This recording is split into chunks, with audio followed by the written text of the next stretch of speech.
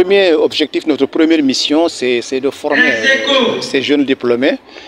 C'est de leur donner en tout cas les outils, les connaissances, les habiletés nécessaires dont ils auront besoin certainement le jour où ils seront en situation d'enseigner. Mais notre tâche ne s'arrête pas à ça. Parce qu'une chose, c'est de former, mais une autre chose également, c'est d'accompagner ces jeunes-là, les aider à s'insérer dans le milieu du travail.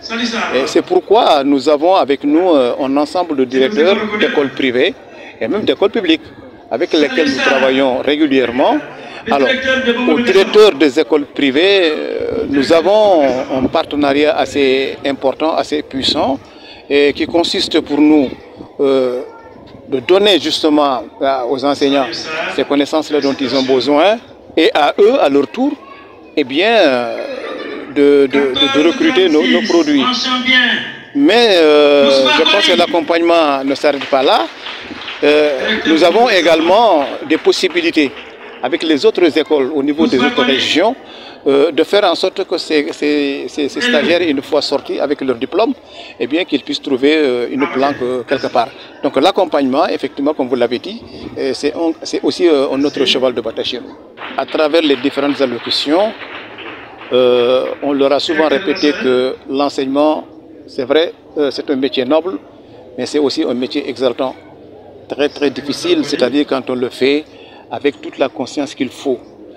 Donc, au niveau de la formation, il y a des modules effectivement à travers lesquels tout le travail consiste à donner à ces jeunes-là les outils, les connaissances qui leur permettent, une fois sur le terrain, d'enseigner comme il le faut.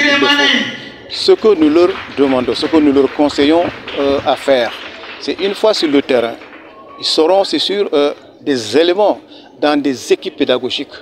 Ils ont intérêt à s'approcher des enseignants qu'ils vont trouver sur le terrain dans ces équipes pédagogiques-là.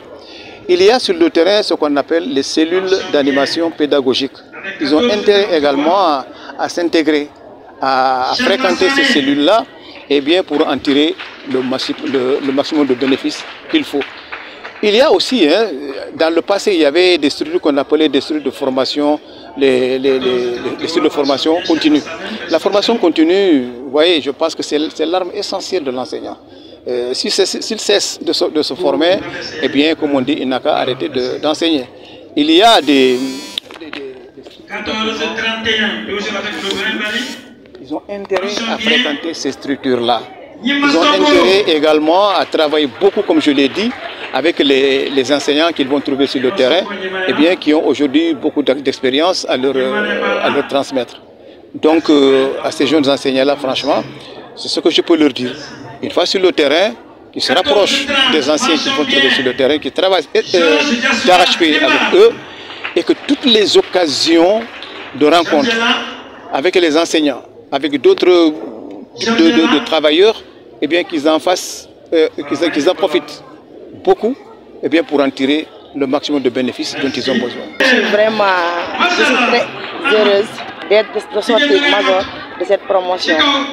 Donc, on a été 168 stagiaires et sortir major de cette promotion, ça n'a pas été facile. Donc, il m'a fallu beaucoup de travail, beaucoup de concentration pour arriver à ce résultat.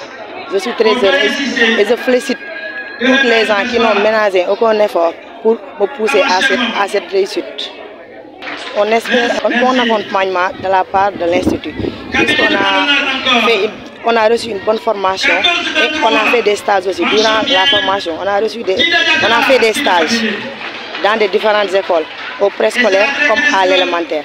Donc, puisqu'on a reçu beaucoup de connaissances, donc on espère pouvoir les transmettre aux enfants qu'on doit enseigner demain.